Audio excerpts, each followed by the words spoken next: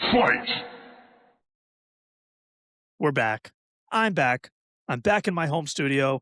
I'm off the road. I was on the road. Now I am back at home here in Las Vegas, back in my home studio. Hopefully, sound quality is a little better. Recording the podcast on the road wasn't my favorite, but I didn't want to miss an episode. So, welcome back to Fighting with Numbers. This is episode 32, UFC 326. How did the model do last week, you ask? Well, it went 2-2. Nothing sexy, nothing catastrophic, just neutral, I guess. That brings us to 22-7 on the year, 75% predictions so far. That's not too bad. I'm not going to complain about that. But the farther along we get, there will be some regression coming. As you can see, last week it was 80%. A 2-2 week brings it to 75%. That's just the mathing out. But as I mentioned, regression will come. Be aware. Until then, we're going to ride the wave. If you zoom out, that's a strong run. And if you zoom in, last week felt fine. You know, I only actually ended up making one single bet. I didn't bet on any other fight except King Green at plus 380. And I'm happy hitting that one. That was a nice one to hit when he knocked out Daniel Zellhuber in the second round. Not every week is fireworks, kids. Let me just say that. But this week, we've got some energy in the air. It's UFC 326, Max Holloway versus Charles Oliveira, BMF championship. And it's our only championship fight until April 11th. Our last one was January 31st. And now we get the BMF belt this weekend. After that, in April, we go for the vacant light heavyweight title. So that's what we have right now. We have a belt that isn't exactly defined except for BMF. And then we have a vacant title next month. That's kind of where we're at in the Paramount UFC era. That's okay. We're leaning into this one. We're leaning into UFC 326. It is primed for the Paramount era. Let me tell you that if you look through the card. So 4 fights on the breakdown today, 7 total modeled fights so far, maybe an 8th coming later in the week. You can check out the Substack for that set of data, fightnumbers.substack.com. And as a reminder, I am Rob Moreno, a.k.a. Bobby Knuckles, a.k.a. the Robbio. Find me on all social media under that handle, along with YouTube at the Robbio. And speaking of Bobby Knuckles, though, quick Tout Master 2026 update. Little UFC pick'em contest. Your boy, Bobby Knuckles, landed himself right here in 4th place so far. Not too bad. Yes, it's very early on. I'm not tooting any horns yet. It's only 2 months of UFC events in so far. But let me just tell you, I'd rather be chased than doing the chasing. So I'm happy sitting at 4th right now. With that said, enough of that. Follow me, subscribe, do the things, review the show. Let's get into it. UFC 326 right now. All right, let's start here. This feels like my yearly reminder that Cody Garbrandt is still on the UFC roster. We got Cody Garbrandt versus Long Zhao. Cody Garbrandt, former champion, lightning hands, one of the cleanest performances we've ever seen at bantamweight when he beat Dominic Cruz in 2016. I was there at that event. It was cool watching him. I was just shocked at how he beat Dominic Cruz so decisively. Since then, it's been rough for our boy Cody here. He's 3-6 since losing the belt back in 2017. He's now 34 years old. Not exactly old, but I mean, he's on a 2-fight losing streak. And when you start sliding in this sport, it's very hard to reverse it. So the question isn't, was Cody good? He was. The question is, what does he have left? Now, across from him is Long Zhao, and this is where it gets interesting. Long is only 1-2 in the UFC, limited sample size, young UFC career. We welcome him into the model for the first time. He's not a name that jumps off the page, that's for sure. But when you actually look at the numbers, he's not bad. 5-inch reach advantage in the fight, XR percentage at 67%. Cody sitting at 48%. This isn't prime Garbrandt anymore. These are decline type of metrics. 48% XR percentage is a red flag, especially for a guy who's aging, slowing. This isn't the right progression for him. And the striking numbers stand out even more. You would think Cody Garbrandt might have an advantage here. Not quite. Cody is landing under 3 significant strikes per minute with a negative differential. That's dangerous if you're facing someone who can keep pace. And as I've mentioned in the past, if you can't keep up and at least hit that 3 significant strikes per minute marker, you better do something else great. And I don't know if you've seen Cody. Striking is really all he does.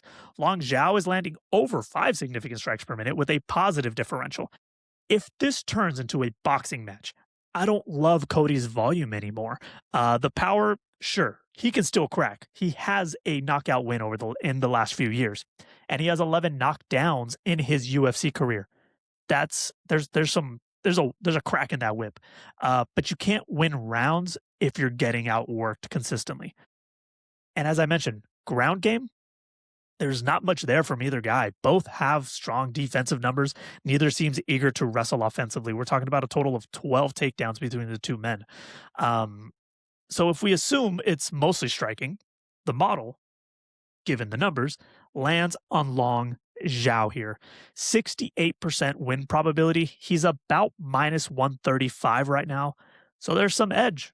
The only hesitation is the small sample size, but it's enough for me to add him to the slip at some capacity, especially at a price like minus 135 against what I see as an aging former champion, Cody Garbrandt. Now into the main card we go, and this one's going to be violent. Gregory Rodrigues versus Bruno Ferreira. I guess it would be Rodrigues, Ferreira. I will do my best with those. This one, it's going to be good. And it's a rematch, by the way. Back in 2023, Bruno Ferreira knocked Gregory Rodrigues out in the first round, and RoboCop was a minus 310 favorite that night, by the way. Let's not forget that. He was heavily favored and got put to sleep. Before being put to sleep, though, it was actually a very competitive striking matchup, both landing plenty of significant shots. It was close until it wasn't. So what's the difference 3 years later, we're asking? Now, 3 years in between a rematch is a nice thing to have. Sometimes we get these rematches only a couple months apart, maybe a year apart, and these guys haven't fought a lot in between that, so metrics don't look vastly different yet anymore. There's not much to look at differently than the first time. You know, take Volkanovski versus Lopez. There wasn't a lot to compare differently. Take Dvalishvili versus Sean O'Malley too, right? There's not a lot to look at differently when they already matched up just a little bit ago. 3 years in between, we're talking some data. You know, Rodrigues has had 6 fights since, Ferreira has had 7 since. Plenty more data to go. Gregory has gone 5-1 since then. Ferreira has gone 5-2. Rodrigues' XR percentage today sits at 69%. That's very good for a guy who likes to get into some back and forth stand up battles. Bruno Ferreira sits at 51%. He's flirting with that red flag territory. And Ferreira's style is a part of that. He's chaotic. He goes to war. 5 UFC finishes, but he doesn't win clean rounds consistently is my issue. Gregory Rodrigues has cleaned things up. He's landing nearly 5.6 significant strikes per minute, positive differential, better control metrics. He's evolved, right? Bruno Ferreira still has the power. Absolutely. He can absolutely end this with one shot. We already saw that. We know it can happen. But if this becomes a sustained 3-round fight, Gregory Rodrigues has more tools in his box. And along with that, Gregory Rodrigues can also be the one to finish a fight early. He has shown that at times. And the model thinks RoboCop will get his revenge this Saturday, delivering a 75.7% win probability. He's around minus 210 now. It's not cheap, but it's better than the minus 310 price tag of last time. This is probably a more realistic line than what we got. I think Gregory enters a little smarter, knows what to expect from Bruno Ferreira as far as that power goes, and will avoid the damage he needs to avoid to create a much cleaner fight. This is a cleaner version of Rodrigues. He is correcting a past mistake, but let's see which guy advances in this middleweight division, riding win streaks. A lot on the line, but this one should produce some nice violence to add to our Saturday. Okay, degenerates, this one's going to be for you. This is a degenerate's paradise right here. On the main card of UFC 326, we have Drew Dober versus Michael Johnson. Drew Dober, 37 years old. Michael Johnson, 39 years old. Combined 88 pro fights between the two. This is mileage versus mileage here, kids. But quietly, shout out Michael Johnson. He's been decent lately. He's 3-1 since 2023, riding a 3-fight win streak, by the way. Drew Dober in that same time, 2-4, not as appealing. Striking numbers between the guys, they're close, but Johnson edges him in differential and defense. Drew Dober absorbs just over 4 significant strikes per minute. Johnson is just under 4. The XR percentage gap, is significant here. 57% for Michael Johnson. For a man with a long UFC career, 57% is respectable. 49% for Dober is not. He's below 50. That's a red flag, especially as you're declining in age, as I mentioned with Cody Garbrandt. It's just not enough anymore these days. And one thing I really like is Michael Johnson's 81% takedown defense over what is a very long career. That's not nothing. That is impressive for a guy who's been around 10 plus years in the UFC. 81% takedown defense is very respectable. Those are elite type numbers. I know we're talking about Michael Johnson here, but that's still respectable. The model, given the numbers we have, it lands clean on Michael Johnson. 77.5% win probability. At minus 110 currently, that's very playable. Of course, it's Michael Johnson, and I would love a dog price, but he's just facing someone who's just not as good as him anymore. This is a playable number. It's not going to be a sexy bet. It's not glamorous, but sometimes the ugliest fights can produce very clean edges for us. And Michael Johnson minus 110 is going to be one of those this weekend. All right, jumping in, main event, BMF time, baddest mother freaker around. One day I'll drop an F-bomb on this, but there might be kids listening. I don't know. I'm not going to do it yet. This isn't just another 5-round title fight, kids. This is two eras colliding. Max Holloway and Charles Oliveira have been in this sport for so long that probably newer fans forget how long they've actually been here and who they used to be. They fought each other once already. It is a rematch. They fought in 2015 before either man had touched gold at the time, before the wars, before the redemption arcs, before Charles Oliveira rewrote his entire narrative. Now, unfortunately, that fight ended a little weird. We don't actually know what that could have been. It was deemed a shoulder injury by Charles Oliveira, officially a TKO win for Max, but it was really just a bad takedown attempt, a failed takedown attempt, actually, from Charles. Hurt his shoulder, kind of just ended the fight there in the first round, like less than 2 minutes. Nobody really walked away feeling like we got closure in that main event of a fight night at the time, but those two careers definitely took off after that in very different ways. We're talking former champions, former GOAT status for one. Now we're here in 2026. They're both freaking legends.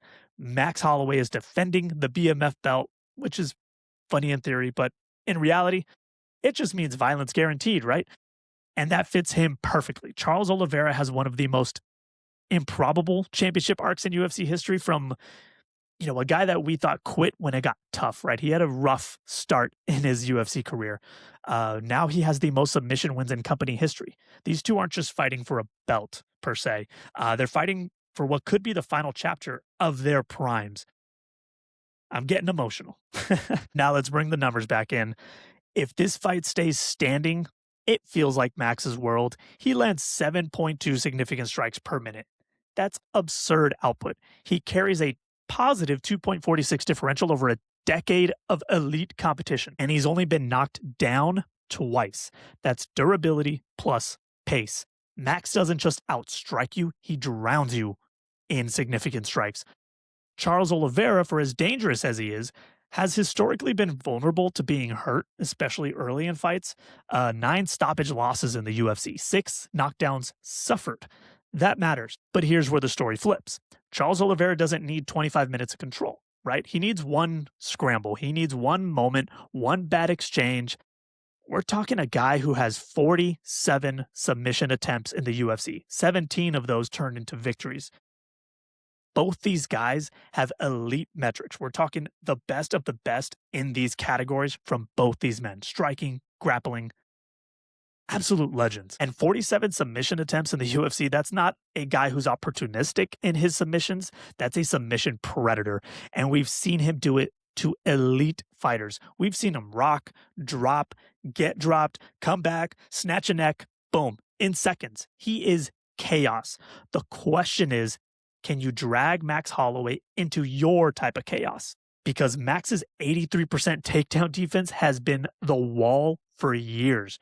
154 takedown attempts faced by Max Holloway, 83% of them defended. He forces people into his pace, into his range, into his output. And once you're there, it's volume city. Unless your name is Ilya Taporia or Alexander Volkanovski, pretty much the two guys who can own Max Holloway.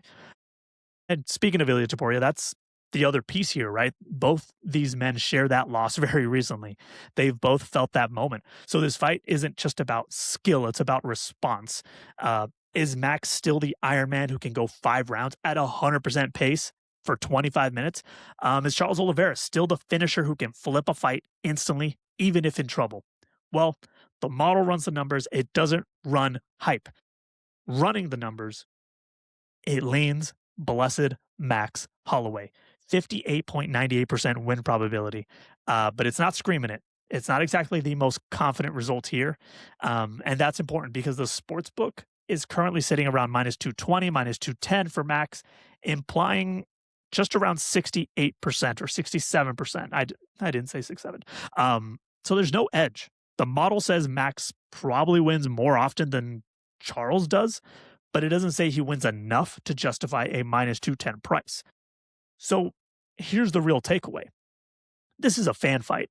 It feels like half the fans are going to win, half the fans are going to lose, depending on who wins and who loses in this fight. It's going to hurt to watch one of these guys lose, but it's also going to be great to see one of these guys win. This is a legacy. This is violence, but it just may not be a clear betting spot. And you got to be okay with that as a sports bettor. I know your bankroll is itching to throw into this main event, but if there's not something there yet, you don't have to do it. If I had to make a decision today, Max Holloway via TKO at plus 175 is where my eyes go, but it's just not where my bankroll is going just yet. We'll wait closer to fight night for this one. Either way, buckle up for this one. It's going to be an absolute banger. This card has violence guaranteed from top to bottom. Some decent spots on the card for us, but not every main event is a betting opportunity. We went 2-2 on last week's predictions, still winning records. We sit at 22-7 overall on model predictions. Looking between the numbers, there's a theme to this weekend's card, and it's just pure violence. A lot of stand-up style fights being produced here for the Paramount Plus era of the UFC, and I'm sure new viewers are going to appreciate that. So that's the card. Not the biggest betting slate we've ever had, but it's not the smallest. Last week was probably the smallest. You don't have to force action just because there's a title fight, right? Sometimes the smartest thing you can do is recognize when the edge isn't there. Protect what you've built. You don't have to spray the whole fight card. Just because it's there, you can move on from it. Trust me. Don't take what you won one week and burn it the next. It's a dangerous game we play. Hey, it's a gamble. We're sitting at 22-7 on the year from the model on predictions, just under 76%. That's strong, and it's helped our bets go 9-3 for the year. Yes, I've only had 12 UFC bets. Isn't that crazy? But guess what? Profitability is what I'm about. And I'm not interested in lighting it all on fire because the BMF belt looks cool on a poster. Sorry. We've got a couple solid spots this week, a couple maybes, and a main event that should be absolute pure joy, even if it's not necessarily a bet just yet. As always, if you've enjoyed the breakdown, make sure you're following me on Twitter, Instagram, TikTok, now on YouTube as well, all at the Robio. I am Rob Moreno, aka Bobby Knuckles. There are full written reports and model breakdowns on fightnumbers.substack.com. Those will be live Wednesday night. And you can catch me on First Strike this week talking through some of these angles with Dave Ross. And this week we got the godfather of MMA analytics, Reed Kuhn, on the show. Very excited to talk to him. Make sure to follow and subscribe to that one as well, everywhere you get your podcast and on YouTube. I appreciate all of you that keep tuning in. Appreciate it so, so much. We're going to keep building this the right way. I'll talk to you next time. Bye, Bobby. Fight!